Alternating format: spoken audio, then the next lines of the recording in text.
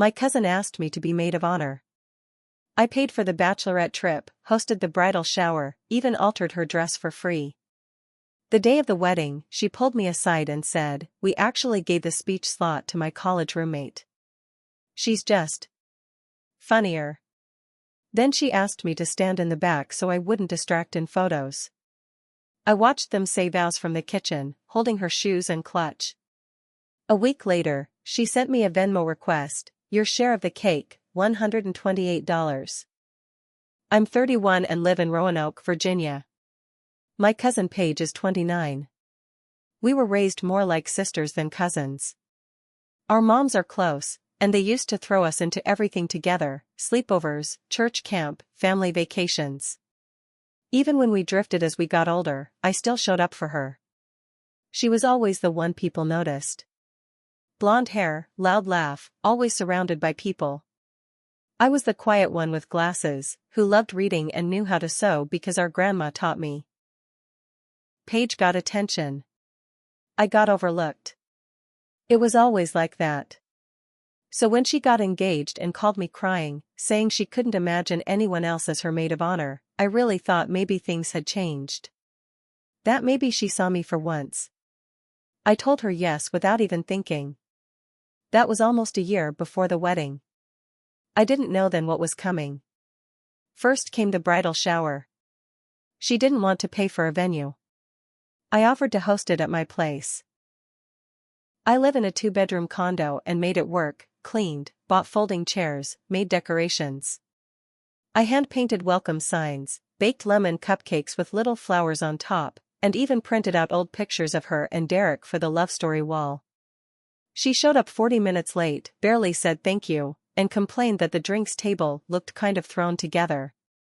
She didn't lift a finger. She never even asked if I needed help. Then there was the bachelorette trip.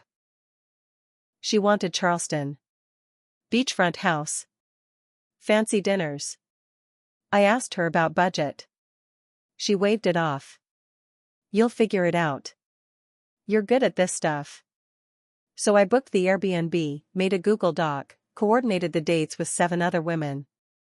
Paige didn't do a single thing except send me a Pinterest board and say, "Make it like this." I made goodie bags for everyone with custom sunglasses, little bottles of rose, and matching robes.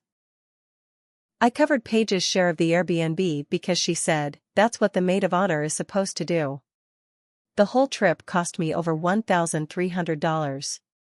She didn't thank me once. And I'm not even getting into the time I spent fixing her wedding dress. She ordered it online, some sketchy boutique. It came in looking like a tablecloth and fit like a sack. I'm a seamstress, so I told her I could try to fix it. She dropped it off and said, "Just work your magic." I worked on it for 10 hours. Took it in, reshaped the bodice, added boning, hemmed the whole bottom. I didn't charge her. Not even for materials. She said, "You saved my ass," then posted a photo of it on Instagram with the caption, "When you find the perfect dress straight out of the box." No mention of me. Still, I stayed calm. I thought, it's fine. She's stressed. Weddings make people weird. Then the wedding day came. I showed up early at the church to help her get ready. She was already panicking. Hair wasn't curled right. Eyeliner was uneven. I fixed it all.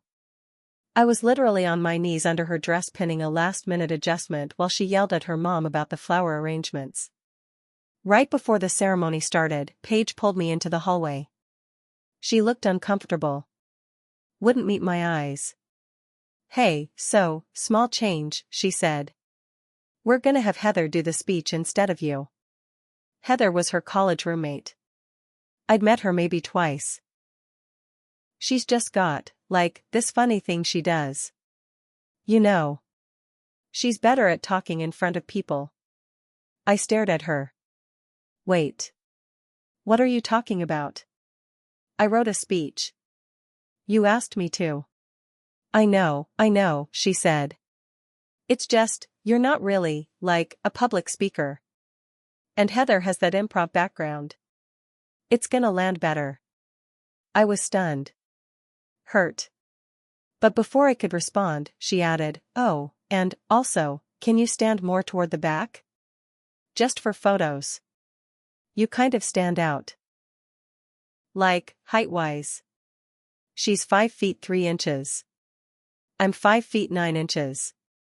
Apparently I was going to distract from the aesthetic. Then she handed me her clutch and shoes and said, "Can you hold these for me during the vows?" So I stood in the kitchen.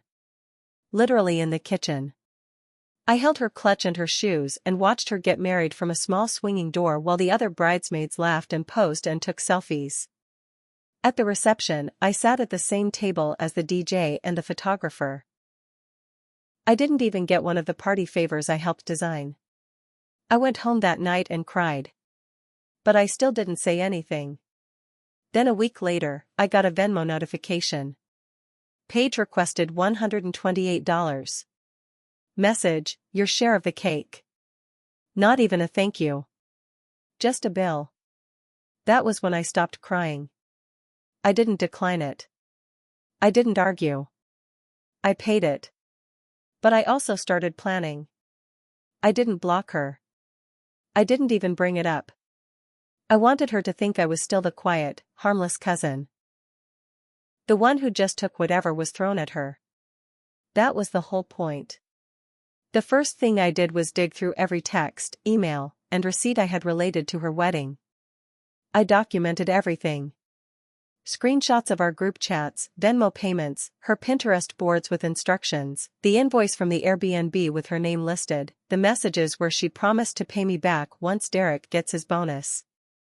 I had it all. Then I did something I knew would really hit her where it hurt. I emailed the photographer. She had posted all these sneak peeks on Instagram and tagged Paige in them. Paige had already changed her name online, she was obsessed with being Mrs. Jameson. So I reached out, politely, and said, "Hi, I'm Paige's cousin. I was her maid of honor. I noticed I wasn't in any of the photos. Can I ask why?" The photographer replied fast. She said Paige had specifically told her not to include me. She even used the words, "We want a more cohesive look. Keep the tall one in the back." That gave me a pit in my stomach, but I saved that email too. The next thing I did was post on Facebook. Not a rant. Nothing angry. Just a long, detailed thank you to everyone who supported me during a challenging but eye-opening year, with some very specific lines. To those who made me feel invisible even when I gave them everything, thank you for showing me exactly who you are. To the people who use others and call it love, I hope someday you feel the kind of small I felt standing in the kitchen during your vows. The post got shared a few times. I didn't tag her. I didn't have to. Her mom called mine the next day, crying. I ignored it. Then, 2 weeks after that, I got a text from a girl named Shannon. She was engaged and in the same circle as Paige. She'd been at the Bachelorette party. "Hey," she said, "I saw your post. I've also had a few weird run-ins with Paige. Would you be willing to talk?" We talked for 2 hours. Turns out Paige had a pattern. She used people. Promised things, then ghosted. Shannon had once helped her get a job interview and never even got a thank you. Another girl had driven her to doctor appointments and never heard from her again.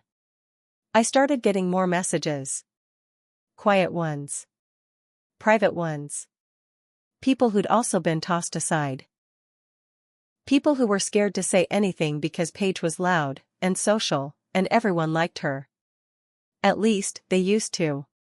It wasn't long before her little wedding bubble popped.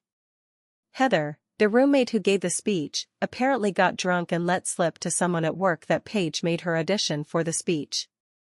It was some weird little contest between her and another friend, and Paige picked whoever kissed her ass more. That got around. Paige started getting excluded from things.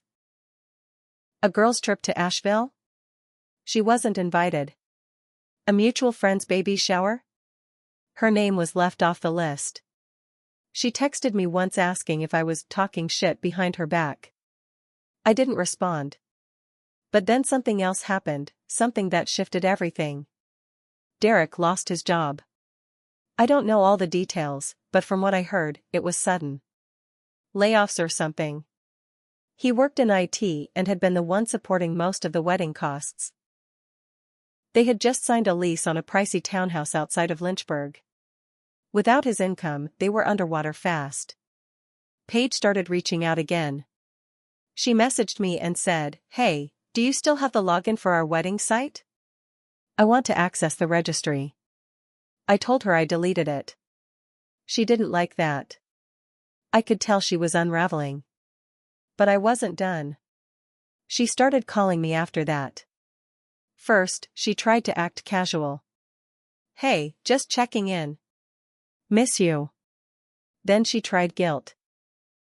"I know things got a little weird. I never meant to hurt you." I ignored her. Then came the switch to full-blown victim mode. "I'm having a really hard time and I just need my cousin right now." I didn't bite. The truth was, her life was falling apart faster than I expected. Derek still didn't have a job after a couple months. I found out through mutual friends that Paige had maxed out 2 credit cards during the wedding and hadn't told him. She'd bought some fancy custom signage, upgraded their cake, and hired a content creator to follow her around all day taking iPhone videos. She paid for that with her emergency fund. It was gone now. And that's when the final twist dropped in my lap, without me even trying. A woman named Rachel messaged me on Instagram. I didn't know her. She said, "Hey, this is random, but I saw you were close with Paige Jamison. I think I just interviewed Derek for a job. Can I ask you something?" I was confused. I said sure. She said, "He mentioned his wife did event planning. Said she ran a bunch of weddings. He told me she was the brains behind this really successful bridal brand she started with her cousin. But when I asked for details, it got kind of vague." My stomach dropped. I told her the truth. Paige didn't run a bridal brand. She didn't plan events. She made a Canva logo and an Instagram account, posted a few pictures from her own wedding and the Bachelorette party, and claimed they were examples of her work. She was using my photos, my decorations, even shots of the cupcakes I had baked and labeled them by Paige Events. Rachel was shocked. She said, "Thanks. That clears up a lot." Then she said something I'll never forget: "He didn't get the job. But I might follow up with someone else about this." I don't know if she meant legal action or just warning others, but I didn't care. I felt clean for the first time in months. I went to the fake Paige Events Instagram page. It was still up. So I commented on one post. Just one. It was a picture of the lemon cupcakes I made, next to the decorations I painted by hand. My comment said, "Glad you liked these. Took me 11 hours to prep it all. Still waiting on that thank you." She deleted the page 3 days later. After that, Paige went silent for a while. No more texts. No more calls. I heard from mutuals that she was taking time for her mental health, which apparently meant posting vague quotes on Instagram about snakes in the grass and energy vampires. She deleted most of her wedding photos. Her dream of becoming a wedding planner was done. Nobody trusted her anymore. But I wasn't finished. Not yet. I remembered something she said at the Bachelorette trip, half drunk in a hot tub. "If anything ever happens with Derek," she'd said, "delete my old nudes off your phone. I sent them to you for backup when I got hacked." I hadn't remembered until then. I never looked at them. I'd honestly forgotten they were in my cloud archive. I didn't do anything with them, obviously. I would never cross that line. But the fact that she thought I still had them, that I might one day use them? That stayed with me. I deleted them. But I didn't tell her. Instead, I sent her a message. The first one since her wedding. "Hey Paige. Just wanted you to know I deleted those photos. I don't want anything of yours. Ever again." That was all it said. She didn't reply, but she saw it. And I know it scared her. A month later, Derek left. I don't know if it was the money problems, or her lying, or just the truth catching up to her. But one night, he packed up and moved in with a friend. The townhouse lease was still in her name. Her credit got hit hard. She had to move back in with her parents. Her mom, my aunt, called my mom crying, asking if I'd talk to her. Said Paige was depressed. Said she was ready to apologize. I told my mom the truth. I said, I don't want her apology. I want her to remember what she did. Every single time she looks in a mirror. And that was it. A year later, she still lives with her parents. She works part-time at a boutique downtown, and nobody in our circle asks her to plan anything anymore. People remember. As for me? I rebuilt. I stopped saying yes to everything. I raised my rates for seamstress work. I started my own Etsy shop. And I finally surrounded myself with people who treat me like I matter. Was I petty? Maybe. But when someone makes you feel invisible after you gave them everything? Sometimes the only revenge is making sure they're finally seen for who they really are.